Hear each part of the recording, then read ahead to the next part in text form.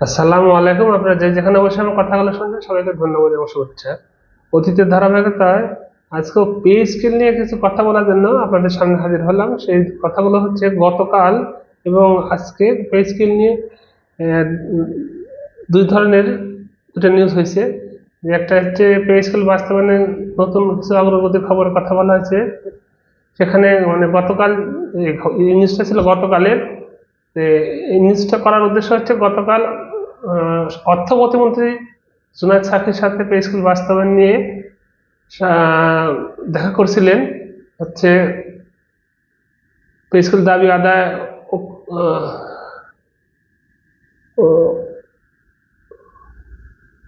Bangladesh secretariat service association সভাপতি ও উপসচিব মোহাম্মদ আব্দুল খালেক ও বাংলাদেশ সরকারি কর্মচারী দাবি আদায় ঐক্য পরিষদের সমন্বয়ক এম এ হান্নান সাহেব বেশ কয়েকজন শীর্ষ নেতা অর্থ প্রতিমন্ত্রী জুনায়েদ সাকির সাহেবের সাথে দেখা করেছিলেন। দেখা করার পর তিনি পে স্কুল বাস্তবায়নের অগ্রগতির কিছু খবরের কথা বলছিলেন। যে বেশ কিছু পরিকল্পনার কথা তিনি বলছেন এবং এই পরিকল্পনাগুলো কথা তিনি বলছেন, এই পরিকল্পনাগুলো নতুন কিছু না, ওই ধাপে ধাপে বাস্তবায়ন হবে, আস্তে ধীরে বাস্তবায়ন হবে, এইভাবে তো পে স্কেল আমরা দিব, এটা নিয়ে কোনো টেনশন কারণ নাই। পে স্কেল অবশ্যই হবে, কবে হবে, কখন হবে, কোন সময় হবে, কিভাবে হবে, এটা কেউ বলে না। মানে সামনে একটা ওই মূলা ঝুলা রাখছে, এই যে এটা আপনাদের, এটা আপনাদের, এটা আপনাদের, এটা আপনাদের, কিন্তু আসলে আমাদের যে কোনটা আমরা কখন পাবো, কিভাবে পাবো, সেই কথা কেউ বলে না। শুধু ভালো ভালো কথা বলে সময় পার করা। প্রতিমন্ত্রীর বক্তব্য বরাদ দিয়ে তিনি জানান, প্রধানমন্ত্রী তারেক রহমান যেহেতু বলেছেন তাই আপনারা ধীরে ধীরে পে স্কেল পাবেন। মানে প্রতিমন্ত্রী বলতেছেন এই কথা যে প্রধানমন্ত্রী যেহেতু বলেছেন তাই আপনারা ধীরে ধীরে অবশ্যই পাবেন। তো ধীরে ধীরে পাবো এটা তো আমরা অবশ্যই জানি, পাবো তো, না দিয়ে তো উপায় নাই, দিতে হবেই। কিন্তু এই যে যেভাবে দিচ্ছেন, যে যে স্যাঁচড়ামি করে দিচ্ছেন, এভাবে তিক্ততা বাড়তেছে, এটা তো কাঙ্ক্ষিত না, এরকম তো হওয়ার কথা ছিল না। তো যাই হোক, এখন যেটা বলছেন যে আপনারা ধীরে ধীরে পাবেন, ধৈর্য ধরেন, আমরা আমাদের সময় মতো দেবো, আমরা আমাদের কার্যক্রমগুলো শেষ করলে নানান ধরনের কথা। আর কার্যক্রমগুলো বলতে তাদের যে কার্যক্রম আছে, তারা আমরা বলতেছি আমরা নতুন আসছি, বুঝে শুনে নিই, এই সেই। নতুন আসছেন ভালো কথা, আপনার বুঝতে সময় লাগবে, এটাও সত্যি কথা।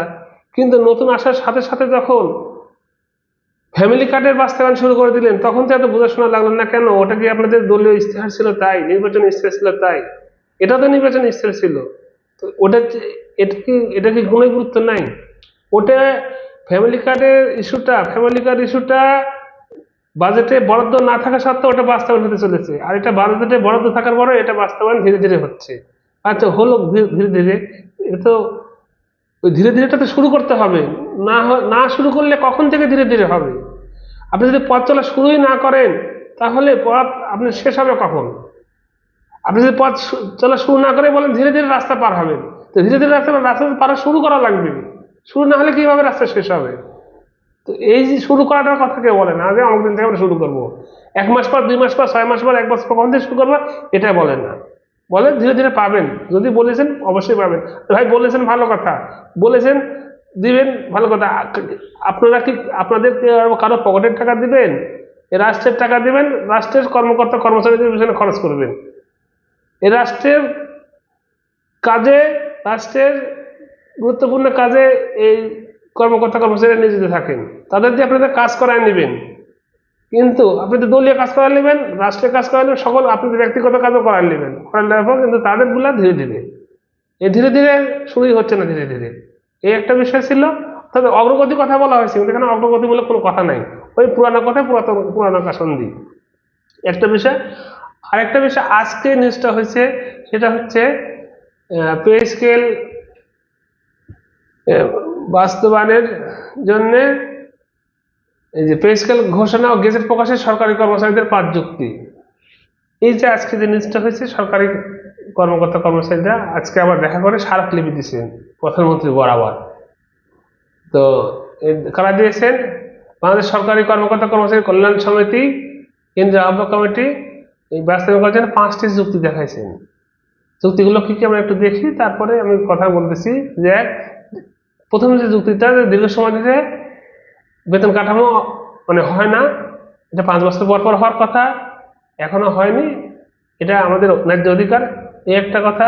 2 নম্বর, দ্রব্যমূল্য অস্বাভাবিক বৃদ্ধি। 2015 তুলনায় বর্তমানে খাদ্যদ্রব্য, পরিবহন ভাড়া, বাসা ভাড়া, চিকিৎসা ভাড়া, শিক্ষা খাতে ব্যয় বহুগুণ বেড়ে গেছে, এই একটা যুক্তি। সরকারি চাকরির মর্যাদা ও আকর্ষণ কমে যায়, বর্তমান বেতন কাঠামো বাস্তব জীবনের সাথে ব্যয়ের সাথে সামঞ্জস্য না হওয়ায় অনেক ক্ষেত্রে সরকারি চাকরির প্রতি আগ্রহ হারাচ্ছে, এই একটা 3 নম্বর যুক্তি। 4 নম্বর যুক্তি হচ্ছে প্রশাসনিক কার্যকারিতা বৃদ্ধি। যদি সরকারি কর্মকর্তা কর্মচারীদের ন্যায্য বেতন নিশ্চিত না করা হয়, তাহলে কর্মস্পৃহা, দায়িত্ববোধ আরো বৃদ্ধি পাবে, মানে নিশ্চিত করা হলে, যা রাষ্ট্রের সেবার মান উন্নত করতে সহায়ক হবে। 5 নম্বর, সামাজিক নিরাপত্তা ও জীবনমান উন্নয়নে কর্মকর্তা কর্মচারী দেশের উন্নয়নে অন্যতম চালিকা শক্তি। তাই এই নতুন বেতন কাঠামো এটার ইতিবাচক ভূমিকা দিলে, এবং এই জন্য কি করা লাগবে, এই কাজগুলোর জন্য এটা যুক্তি, এটা করলে করার জন্য কি করলো, নবম জাতীয় পে স্কেল ঘোষণা, গেজেট প্রকাশ করা, বর্তমান দ্রব্যমূল্যের সাথে সামঞ্জস্য বেতন কাঠামো নির্ধারণ করা, সকল গ্রেডের বেতন বৈষম্য হ্রাস করা, সকল কর্মকর্তা কর্মচারীদের কল্যাণে বাস্তবভিত্তিক আর্থিক সুবিধা বৃদ্ধি করা। এখন আমার একটা প্রশ্ন হচ্ছে, এটা এই যে যুক্তিগুলো তুলে ধরা হয়েছে, এই যুক্তিগুলো নতুন কোনো যুক্তি আছে? এই যুক্তিগুলোর নতুন কোনো যুক্তি অবশ্যই না, এবং এই কথাগুলোর নতুন কোনো কথা না, এগুলো পুরাতন কথা। এই যে এইভাবে করে করে এমনিতে সরকার টাইম কিল করতেছে, এর সাথে এই যে কিছু নেতা তৈরি হয়েছে, কিছু নেতা, কিছু মনে নেন না আমার কথাগুলো, আমি ভালোভাবে ওইভাবে কথা বলতে পারি না, তো কিছু নেতা তৈরি আছে, এদের কাজ হচ্ছে বডি শো করে, মানে এই বিভিন্ন বিষয়গুলো উপস্থাপন করা, ওই পুরাতন বিষয়গুলো বারবার উপস্থাপন করা। ভাই একটা কথা কি, এই লেবু বেশি টিপলে কিন্তু, বেশি কষালে কিন্তু তিতা হয়ে যায়। তো আপনাদের একটা কথাতে বারবার উপস্থাপন করা, এই কথাগুলো অতীতেও উপস্থাপন করা হয়েছে, আবার নতুন করে কি এই একই কথা বলার কোনো দরকার আছে? কোনো দরকার আছে বলে তো মনে হয় না। একই কথা বারবার ঘুরায় পেশায়, আমি একে বলতেছি, আপনি একে বলতেছেন, দরকার নেই। এভাবে বললে কি হয়, এভাবে বললে ওই এটা নষ্ট হয়ে যায়, গুরুত্ব নষ্ট হয় একই কথা বারবার বললে।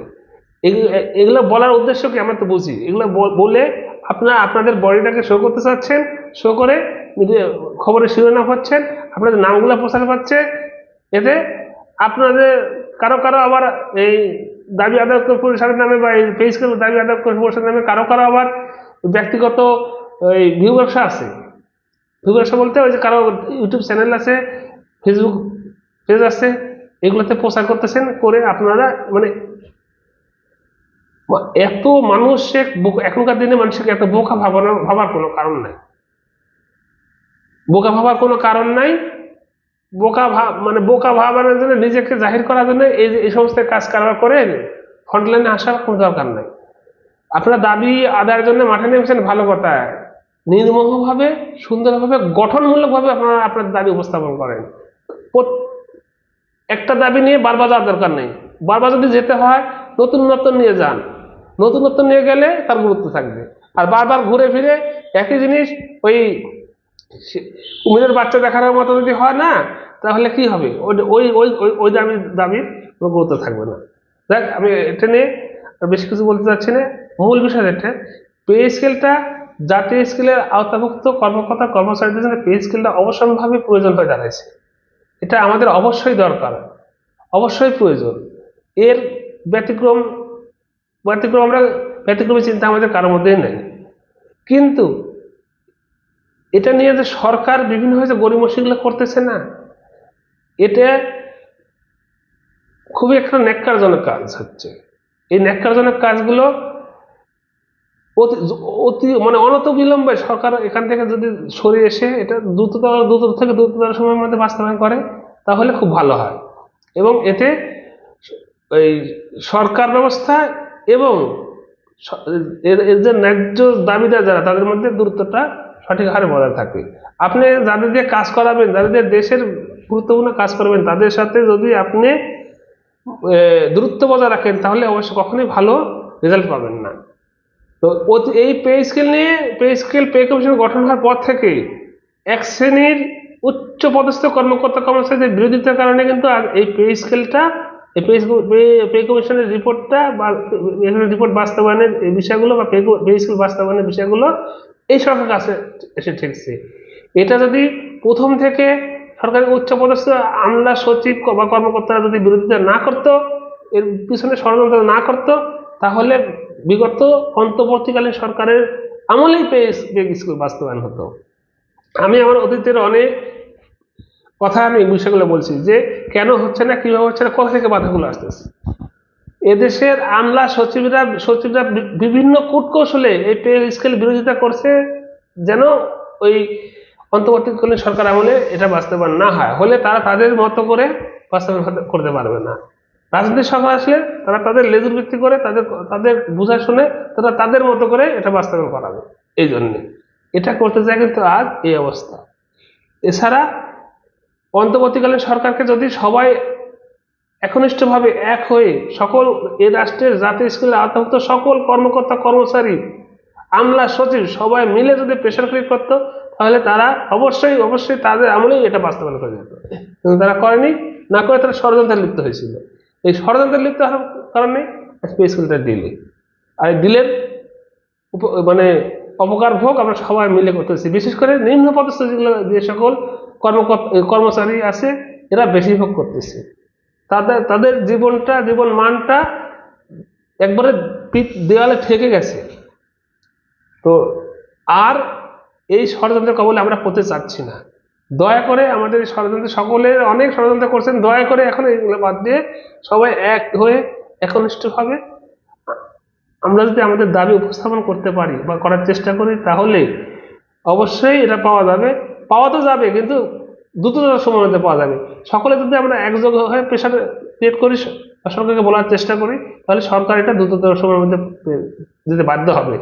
আর যদি আমরা আমাদের মধ্যে বিভাজন তৈরি করে রাখি, আমরা আমাদের মধ্যে গোষ্ঠী তৈরি করে রাখি, আমরা আমাদের মধ্যে ক্লাস তৈরি করে রাখি, আমি একরকম চাচ্ছি, আপনি একরকম চাচ্ছেন, এখন যাচ্ছে ভাই বৃহৎ স্বার্থের জন্য ক্ষুদ্র স্বার্থ পরিত্যাগ করতে হয়, যদি না করতে পারি তাহলে প্রতিপক্ষ বলেন আর উপরওয়ালার কথা বলেন, মানে যারা বাস্তবায়ন করবে তারা যদি আমাদের এই লুফলস গুলো ধরতে পারে, আমাদের যদি বুঝতে পারে যে এদের মধ্যে একতা নাই, তাহলে কিন্তু এটা বাস্তবায়নের দীর্ঘতর সময়ের মধ্যে চলে যাবে।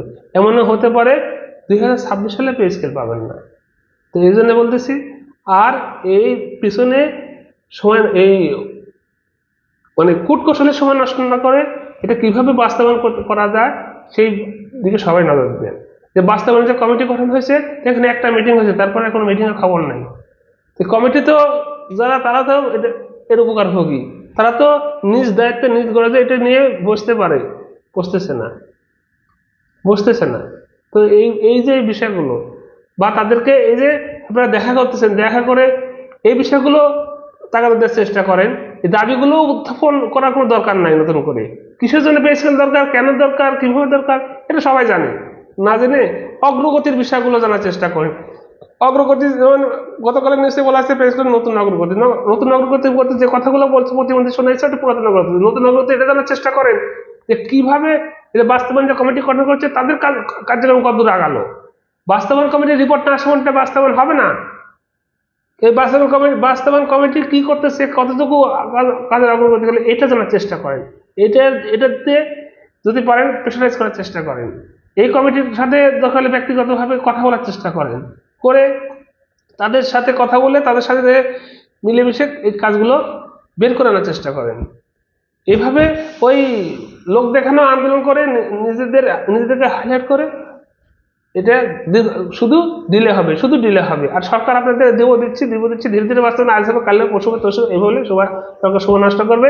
এইভাবে অর্থ বছর তো যাবে, আগামী অর্থ বছরও অনেক সময় পার করে দেবে। কিন্তু এইভাবে করতে করতে সরকার যদি আগ্রহ থাকে, সরকার যদি বুঝে যে প্রয়োজন, তাহলে দেখেন ওই বাজেটে বরাদ্দ না থাকার পরে ফ্যামিলি কার্ড দেখে চালু করে দিচ্ছে আগামী 10 তারিখ থেকে।